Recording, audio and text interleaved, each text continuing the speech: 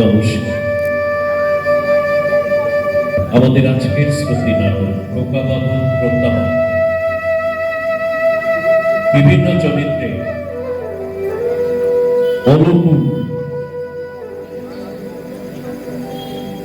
সুবর্ণ ঘোষ, রায়চরণ, সৈকত সাহা,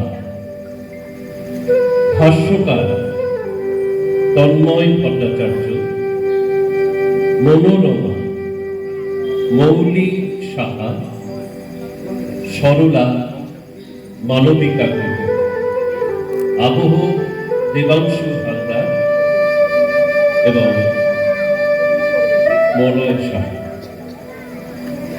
নাটক খোকাবাবু প্রত্যাবর্তন। রায়চরণ যখন বাবুদের বাড়ি প্রথম চাকরি করিতে আসে তখন তাহার বয়স 12। বাবুদের 1 বৎসর বয়স্ক একটি শিশুর রক্ষণ ও পালন কার্যে সহায়তা করা তার প্রধান কর্তব্য ছিল। সেই শিশুটি কালক্রমে রায়চরণের কক্ষ ছাড়িয়া স্কুলে, স্কুল ছাড়িয়া কলেজে, অবশেষে কলেজ ছাড়িয়া মুন্সিপিতে প্রবেশ করিয়াছে। রায়চরণ এখনো তার বৃত্ত।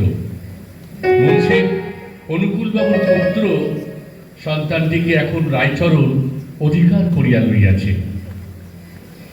দেখো দেখো খোকনের কাণ্ড, হেসে একেবারে লুটুপুটি খাচ্ছে। আমার কাছে পর্যন্ত আসতে চায় না, শুধু চন্ন আর চন্ন। যত কথা ওই রায়চরণের সঙ্গে। খোকার সঙ্গীটি হয়েছে বেশ, ও চরণের পিঠে চড়ে চড়ে ঘোড়া ঘোড়া খেলছে। হ্যাঁ, ওই চরণও আমাকে ঠিক অমনি করে মানুষ করেছে। শুনেছি আমার বয়স তখন 1 বছর, তখনই ও আমাদের বাড়িতে প্রথম আসে। ওর বয়স তখন মাত্র 12। সেই রায়চরণ আজ আমার ছেলেকেও মানুষ করছে। ও স্নেহ যত্নের তুলনা হয় না। আজ ও আমাদের পরিবারের একজন হয়ে গেছে। এই ধর ধর ধর ধর ধর ধর, এই খোকা বাবুকে ধর তো। ও মা, খোকা বাবু কোথায় এসে দিল? ও খোকা বাবু, কি দুষ্টুই হয়েছে বাবা। ওই দেখো, ওই যে আবার লুকিয়েছে। তাই বলি, কোথায় গেল? খোকা বাবু দরজার পাশে চুপটি করে দাঁড়িয়ে আছে। কি বুদ্ধি গো, কি বুদ্ধি! কি হলো চরণ, তোমার খোকা বাবু বুঝি লুকোচুরি খেলছে? শুধু কি লুকোচুরি? লুকোচুরি, ঘোরা ঘোরা, কত খেলা। মা, তোমার ছেলে এখন থেকেই যা বুদ্ধি, বড় হলে দেখে নিও জজ হবে। এই 5,000 টাকা মাইনে পাবে। ও দেখছি খেলছে, আবার এই দেখছি নেই। ও মা, খুঁজে দেখি ঘরের কোণে চুপটি করে বসে আছে। আবার আবার ফিকফিক করে হাসছে। আর কি আশ্চর্য জ্ঞান! তোমাকে ঠিক মা বলে, পিসিকে পিসি বলে, আর আমাকে বলে কিনা চন্ন। আচ্ছা আচ্ছা, তুমি বলো মা, এ ছেলের মাথায় এত বুদ্ধি কি করে গজালো? এই ছেলে কি জজ না হয়ে পারে? কি জানি বাপু, মুন্সিফের ছেলে তো জজ হতেই পারে। বাবা রায়চরণ, ওকে একটু চোখে চোখে রেখো। যা দুষ্টু, কখন কি করে বসে তার ঠিক নেই। না মা না, সে তোমার কোনো ভয় নেই। আমি থাকতে ওর কোনো বিপদই হবে নি। তুমি দেখে নিও, আমি একটু চোখের আড়াল হতেই দিই না। ওই দেখো, ওই দেখো, ওই আবার পালায়। ও খোকা বাবু, আরে দৌড়িও না গো, পড়ে যাবে। এই দৌড়াও, এই দাঁড়াও দাঁড়াও, এই দৌড়িও না গো।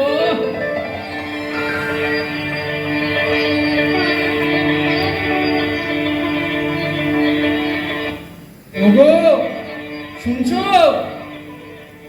কলকাতার মেয়াদ পুরোলো। আমাকে এবার ট্রান্সফার করেছে সেই পদ্মা পার। জিনিসপত্র সব গোছগাছ করে নিতে হবে, হাতে সময়ও বেশি নেই। সামনের সপ্তাহে রওনা হতে হবে। তাই নাকি? বাচ্চালে ভালোই হলো। কলকাতার ধুলো ধোঁয়া আর ভালো লাগে না, একেবারে যেন হাঁপিয়ে উঠেছি। শুনেছি পদ্মার দৃশ্য নাকি চমৎকার।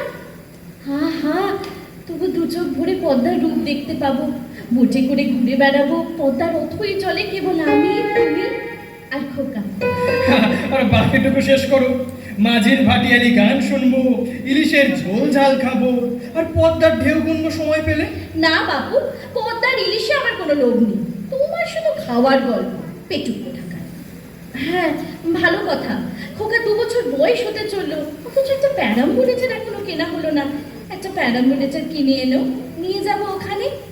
খোকা হাওয়া খেতে যাবে পদ্মার ধারে, রায়চরণ রোজ ওকে হাওয়া খেতে নিয়ে যাবে। হ্যাঁ, ঠিকই বলেছো।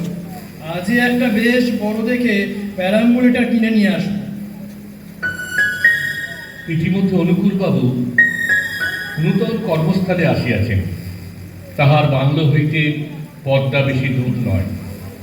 রায়চরণ তাহার পুত্রকে রোজই পদ্মার ধারে হাওয়া খাইয়াতে লইয়া যায়। আজও যাওয়ার উদ্যোগ করিতেছে। বাহ বাহ, কেমন মাইনেছে আজ খোকা বাবুকে দেখো। হ্যাঁ, সাটিনের জামা, মাথায় জরির টুপি, হাতে সোনার বালা, পায়ে রূপোর মল, যেন একেবারে রাজপুত্র। এই খোকা রাজপুত্র হাওয়া খেতে যায়, ফুর ফুর ফুর হাওয়া গাড়ি মল বাজে পায়। রায়চরণ, বর্ষাকাল, পদ্মার জল বাড়ছে, পাড় ভাঙছে, আকাশেও ঘন মেঘ জমেছে। আজ আর খোকাকে হাওয়া খেতে নিয়ে গিয়ে কাজ নেই, বেলাও পড়ে আসছে, আগেই অন্ধকার নেমে আসছে যেন। রায়চরণ, বৃষ্টি বোধহয় হবে না, তবুও তোর মা যখন বারণ করছেন তখন আর গিয়ে কাজ নেই। শুনলে তো খোকা বাবু, আজ আর পদ্মার হাওয়া খেতে যেতে হবে না। আজ এই উঠোনে আমরা তোমায় ঘোরাবো। এই গড় গড় গড় গড়, এই দেখো আবার আবার মাথা ঘোরায়, এই ঠোঁট ফোলানো হচ্ছে কেন আবার? আরে আরে বাবাতে কান্না আর কি আছে? আচ্ছা আচ্ছা আচ্ছা, আজ না হয় নাই গেলাম, কাল ঠিক নিয়ে যাবো। আচ্ছা, কেঁদনি লক্ষ্মী সোনা আমার। আরে আরে আরে চুরি যাবি যে, ও তো ছটফট করে না। আরে চুপ চুপ চুপ চুপ চুপটি করে বসে থাকো বাবা। ওহো, রায়চরণ, রোজ রোজ হাওয়া খাইয়ে ওর অভ্যাস করিয়ে দিচ্ছি। এখন তো না গেলে চলবে না। একটা কাজ কর, একটু না হয় ঘুরিয়ে আন, বেশি দেরি করিস না কিন্তু। না নিয়ে গেলেও কেঁদে কেটে এক শেষ করবে। দেখি দেখি ছেলের বায়না। আচ্ছা বাবু, তাই হবে। কি খোকা বাবু, এবার হলো তো? বাবা, জজ সাহেবের হাকিম নড়বে তবু হুকুম নড়বে না। মা, এই খোকা বাবুকে গাড়িতে করে পদ্মার ধারে নিয়ে চললুম। বাবুর হুকুম পেয়েছি, চলি গো।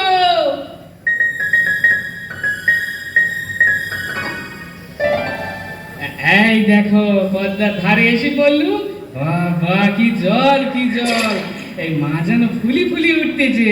ধান খেতির মধ্যে এক হাঁটু জল, পদ্মায় একটা নৌকা পর্যন্ত নেই, মাঠে একটা মনীষী নেই, সূর্যিও পাটে যেতে বসেছে। ও খোকা বাবু, কি দেখাচ্ছ আঙুল দিয়ে? ফুল ফুল নেবে? ওই কদম ফুল? আরে ও দিয়ে আবার কি হবে? কদম ফুলের কেমন রক বানিয়ে দিয়েছি তো তোমায়, বাড়ি গিয়ে রক টেনো। হ্যাঁ, আজ আর ফুল বাড়তে হবে না বাবু। কাছে কাছে ওই দেখো পাখি। দেখো দেখো কেমন সুন্দর পাখি। ও মা, অমনি রাগ হয়ে গেল। আচ্ছা আচ্ছা আচ্ছা আচ্ছা, আনতেছি। কি জেদি ছেলে রে বাবা। কিন্তু খবরদার গাড়ি থেকে নেমনি কিন্তু। এই চুক্তি করে বসে থাকবা, আমি হুশ করে যাবো আর হুশ করে চলে আসবো। জলের ধারে যাওনি কিন্তু, খবরদার। কিন্তু ওই যে জলের ধারে যাইতে নিষেধ করিয়া গেল, তাহাতে শিশুর মন কদম ফুল হইতে প্রত্যাবৃত হইয়া সেই মুহূর্তেই জলের ধারে ধাবিত হইল। দেখিল জল খলখল ছলছল করিয়া ছুটিয়া চলিয়াছে।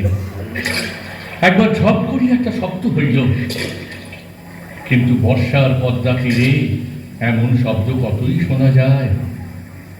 এদিকে রায়চরণ কোচর ভরিয়া কদম্ব ফুল তুলিল, তারপর গাছ হইতে নামিয়া সহাস্য মুখে গাড়ির দিকে অগ্রসর হইতে লাগিল।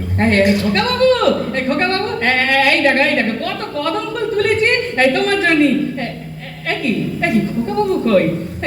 গাড়িতে খালি। খোকা বাবু কই গেল? নিশ্চয়ই কোথাও নুকিয়েছে। কিন্তু কিন্তু কিন্তু নৌকাবে কোথায়? এ পাশে তো পদ্মা, ও পাশে ধান খেয়ে। তবে বাবু, খোকা বাবু, লক্ষ্মী দাদা বাবু আমার, খোকা বাবু, খোকা বাবু, খোকা বাবু।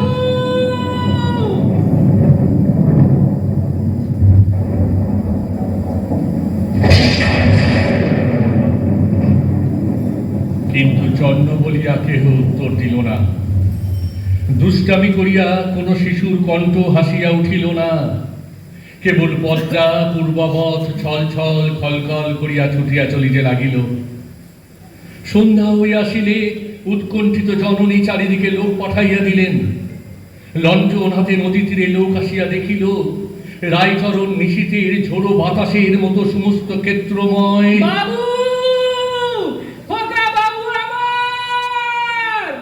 এই বলিয়া ভগ্ন কণ্ঠে চিৎকার করিয়া বেড়াইতেছে।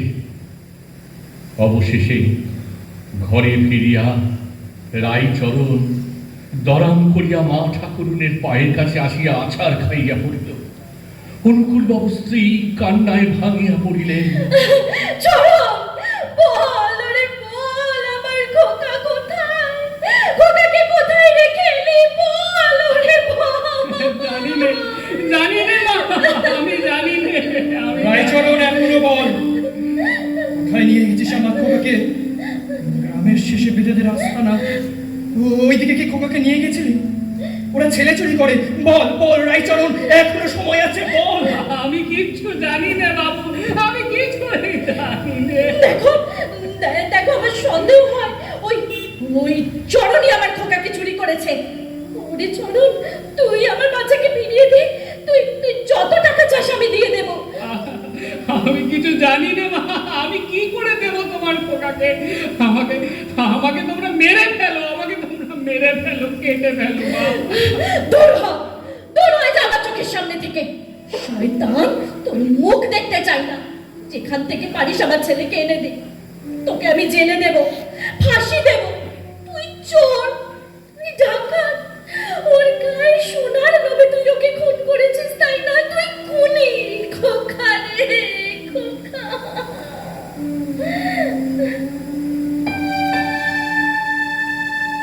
রায়চরণ দেশে ফিরিয়া গেল। এতকাল তাহার সন্তানাদি হয় নাই, কিন্তু দৈবক্রমে বৎসর যাইতে না যাইতেই তাহার স্ত্রী অধিক বয়সে একটি পুত্র সন্তান প্রসব করিয়া লোকলীলা সম্বরণ করিল।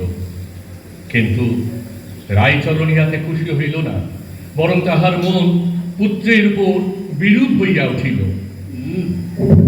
খোকা হইয়াছে? না না না, ও আমার কেউ না। আমার খোকার জায়গা ভেবেছে দখল করবে, হ্যাঁ? সে হবে নি, সে হবে নি। বাবুর আদরের ধনকে জলে ভাসিয়ে দিয়ে আমি আমার ছেলেকে নিয়ে আনন্দ করবো, হ্যাঁ? এই যে মহাপাতকের কাজ। দাদার যত অনেক সৃষ্টি কথা। এতদিন পর বংশে বাদ দিতে একটা ছেলে হয়েছে, কোথায় আনন্দ করবে তা না, মুখ গোমরা করে বসে আছে। ওরে সরলা, তুই জানিস নে আমি যে নিজে হাতে বাবুদের খোকাকে জলে ভাসিয়েছি। আমার চোখের সামনে খোকা যেন ঘুরে বেড়াইতেছে। তাকে যে ভোলা যায় না রে, ভোলা যায় না। আর যতই হোক, নিজের ছেলেটাই বলে পর হয়ে যাবে? না না না দাদা, ও হয়ে পর্যন্ত তুমি একটু কোলে করলে না, একটু আদরও করলে না, আর আর মাকেও যে হারালে। ওরে আমি পাচ্ছি না, সরি, আমি পাচ্ছি না, আমি কিছুতেই পাচ্ছি না। খোকা বাবু যে আমার বুক জুড়ে রয়েছে রে। ওসব তোমার আদিক্ষেতা, বুড়ো বয়সে ভীমরতি। যাও যাও, বাজার থেকে একটা ভালো জামা কিনে আনো, আমি পরাই। আহারে বাবা ছাড়ে আমার, আর তোর কপালে এই ছিল। তোকে জন্ম দিয়ে তোর মা চোখ বুঝলো, মায়ের দুধটুকু পেলি নে যে। আবার আবার তোর বাবাও দেখতে পারে না তোকে। কাঁদিস নে, তুই কাঁদিস নে শোনা আমার, তুই কাঁদিস নে। এই বেদবা বেশি তাতে তোর কষ্ট হবে না বাপ। আমি তোকে কোলে করিয়ে মানুষ করব। আমি মানুষ করব তোকে, আমি বাপ, আমি। তুই কাঁদছিস সরি? দাদা ওরা আমাদের শেষ বয়সে ফটো শিবরাত্রির সলতে মা মরা ছেলেটাকে হেলাফেলা করো বলে তোর কষ্ট হয় না গো দাদা? হেলাফেলা করো তাই তোর নাম দিচ্ছি ফেলনা। মনে করো না, ফেলনা তোমার সেই বাবুদেরই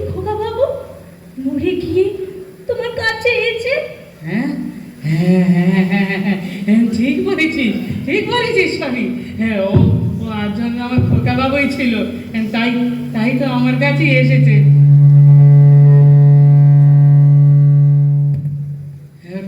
ওর ওর কান্নাটাও ঠিক ঠিক খোকা বাবুরই মতন। খোকা বাবু বোধহয় আমার মায়া কাটাতে পারিনি রে, তাই তাই আমারই ঘরে জন্মেছে। তবে তো ওকে অযত্ন করা চলবে নি সারি। আমি আমি আমি জোর জমা বেচবো, এই খোকা বাবুকে বড় স্কুলে পড়িয়ে মানুষের মতো মানুষ করবো। হ্যাঁ, মানুষের মতো আমি মানুষ করবো। এমনি করিয়া 12 বৎসর কাটিয়া গেল। ফেলনা বাপকে ঠিক বাপের মতন মনে করিতে পারিত না। যে ছাত্র নিবাসে ফেলনা বাস করিত, সেখানকার ছাত্রগণ বাঙাল রায়চরণকে লইয়া সর্বদা কৌতুক করিত, এবং পিতার অসাক্ষাতে ফেলনাও যে সেই কৌতুকালাপে যোগ দিত না তাহা বলিতে পারি না। আজকাল ফেলনা বসনভূষণের জন্য বড্ড খুঁতখুত করিতেছে। একদিন রায়চরণ ফেলনাকে কিছু টাকা দিয়া বলিল, খোকা বাবু, আমি কিছুদিনের মতন দেশে যাচ্ছি, টাকার দরকার পড়লে এর থেকে খরচ করো, আর সাবধানী থেকো। আমি কিছুদিনের মধ্যে আবার তোমার কাছে আসবো। এইবার যার ধন তার কাছে দিয়ে আমি নিশ্চিন্তি হব। বাবু এখন বারাসাতের হাকিম, থাকেনও বারাসাতে। যাই যাই দেখি হাকিমের কি বিচার হয়। মা, মাগো, বাবু, ও বাবু। কে কে ডাকে? গলাটা চেনা চেনা মনে হচ্ছে। আগে আমি আমি রায়চরণ, পেন্নাম কই বাবু। রায়চরণ, কি ব্যাপার? কি মনে করে এতদিন পরে? কোথায় ছিলি এতদিন? সেই যে পালালি, তারপর তাই এখন আছিস কোথায়? কাজকর্ম কিছু করছিস? বাড়িতেই ছিলাম বাবু, তা কাজকর্মই বা আমায় কে দেবে বাবু? বুড়ো হয়েছি, খাটতেও তেমন পারিনি। তা বেশ, তো যা হবার তা তো হয়ে গেছে। রায়চরণ, তুই বরং এখানেই থেকে যা, যে কটা দিন বাঁচিস এখানেই কাটা। বাবু, মা ঠাকুরকে একবার একবার প্রণাম করবো বাবু। ওগো, শুনছো? দেখো, সেই রায়চরণ এতদিন পরে হাজির হয়েছে। ও তোমাকে প্রণাম করতে চায়। কে এসেছে বললে? চরণ? ও আবার কি মতলবে এসেছে? আবার কি ক্ষতি করতে চায় আমার? হুজুর, মা, আমি তোমাদের তোমাদের ছেলেকে চুরি করে নিয়ে গেছিলাম গো। পদ্মাও নয় আর আর কেউ নয়, এই কেতন নয়, অধম, আমি। হ্যাঁ মা, আমি। হ্যাঁ? বলিস কি রে? কি বলছিস তুই? কোথায় সে রাস্কেল? কোথায় তাকে তুই লুকিয়ে রেখেছিস? আগে আগে আমার কাছেই সে আছে। আমি পরশু দিন তাকে এনে দেব। না না, আজকেই তাকে এনে দে তুই, এখনই নিয়ে আয়। ও খোকা, খোকা আমার। উফ, কি পাষণ্ড শয়তান! ওকে শাস্তি দিতেই হবে। না না না না না, এখন ওকে ভয় দেখালে চলবে না। আগে ভালোই ভালোই ছেলেটাকে এনে দিক। এদিকে মনোরমা অজ্ঞান হয়ে গেছে, ও সহ্য করতে পারবে কেন? রায়চরণ, খবরদার, দেরি করবি নেই, সকালেই নিয়ে আসবি। তুই ঠিক আনবি তো? না হলে তোর বাছন নেই। হ্যাঁ বাবু, এই আমি 2 কান মুলি প্রতিজ্ঞা করতেছি বাবু। খোকা বাবুকে আমি পরশু দিন সকালে এনে দেব। আপনি আপনি মারে আগে বাঁচান বাবু, আমি একটু জলে নি দিই। সেদিন রবিবার, কাছারি নাই। প্রাতঃকাল হইতে স্ত্রী পুরুষ দুইজনে উন্মুখভাবে পথ চাহিয়া বসিয়া আছে। বেলা 10টার সময় ফেলনাকে সঙ্গে লইয়া রায়চরণ আসিয়া উপস্থিত হইল। ফেলনাকে দেখিয়াই অনুকূলবাবু স্ত্রী কান্নায় ভাঙিয়া পড়িলেন। খোকা, খোকা আমার, খোকা আয় বাচ্চা, আয় কোলে আমার। কতদিন বাকি দিয়ে লুকিয়েছিলি বাচ্চা আমার। দাঁড়াও দাঁড়াও, আমি জানতে চাই যে ও আমাদের সেই খোকা, তার কিছু প্রমাণ আছে? রায়চরণ, জবাব দে। এমন কাজের প্রমাণ কি করে থাকবে বাবু? আমি যে তোমার ছেলেকে চুরি করেছিলাম সে কেবল ভগবানই জানে। পৃথিবী আর কেউ সে কথা জানি না বাবু। তাও তো কথাটা ঠিকই বলেছে রায়চরণ, বিশ্বাস করাই ভালো। এটি দেখতে বেশ ভালো, খোকাবাবু বড় হলে এমনটাই হতো। কিন্তু রায়চরণ, তুই আমাদের আর কোনোদিনও ছায়া মারাতে পারবি না। হুজুর বুড়ো বয়সে আর কোথায় যাবো হুজুর? আপনাদের পায়ের কাছে একটু ঠাই দেন বাবু দয়া করে। এই পৃথিবী যাওয়ার আর কেউ নেই হুজুর, আর কেউ নেই। আহা, থাক না ও আমাদের কাছে। আমার বাছার কল্যাণ হোক, ওকে আমি মাফ করলাম। হাজার হোক, ওই তো আমার ছেলেকে ফিরিয়ে দিয়েছে বলো। দেখো, যে কাজও করেছে তার কোনো ক্ষমা নেই, ওকে মাফ করা যায় না, যেতে পারে না। কি ভয়ানক! এই আপনার পাশে আমি দিব্যি করতেছি হুজুর, আমি কোনো অন্যায় করিনি। করিয়েছেন এই ভগবান। করিয়েছেন ভগবান? শয়তান, নিজের পাপকে ঈশ্বরের ঘাড়ে চাপাতে তো লজ্জা করে না বেঈমান? যে এমন বিশ্বাসঘাতকের কাজ করেছে তাকে আর বিশ্বাস করা যায় না, উচিত নয়, স্বভাব যায় না মৌলিক। তুই যা, তুই বিশ্বাসঘাতক। কিন্তু বিশ্বাসঘাতকের কাজ যে করেছে সে আমি নই হুজুর, সে আমার অতেষ্ট হুজুর। আমি আর কোনো কথা শুনতে চাইনি, তুই চলে যা, দেশের বাড়িতে থাকতে যা। সেখানে না হয় কিছু মাসিক করে কি টাকা পাঠিয়ে দেবো, তোর এখানে ঠাই নেই, কিছুতেই নয়। হুজুর আমি টাকা পয়সা চাইনি হুজুর, শুধু খোকাবাবুকে একটু চোখের দেখা দেখতে চাই হুজুর। দিন গেলি একটি বার করে দেখতে চাই, ওর মুখখানা দেখলে আমার প্রাণ জুড়াইয়ে যায় হুজুর। তাই আপনার দুয়ারে একটু ঠাই পেতে চাইছি হুজুর। তা যখন হলোই নি, তখন নাম হয় হুজুর, নাম হয় মা, নাম হয়। রায়চরণ কোনো কথা না বলিয়া একবার পুত্রের মুখ নিরীক্ষণ করিল, সকলকে প্রণাম করিল। তাহার পর দ্বারের বাহির হইয়া পৃথিবীর অগণ্য লোকের মধ্যে মিশিয়া গেল। মাসান্তি অনুকূল যখন তাহার দেশের ঠিকানায় কিঞ্চিৎ বৃত্তি পাঠাইলেন, তখন সে টাকা ফিরিয়া আসিল। সেখানে রায়চরণ বলিয়া কোনো লোক নাই।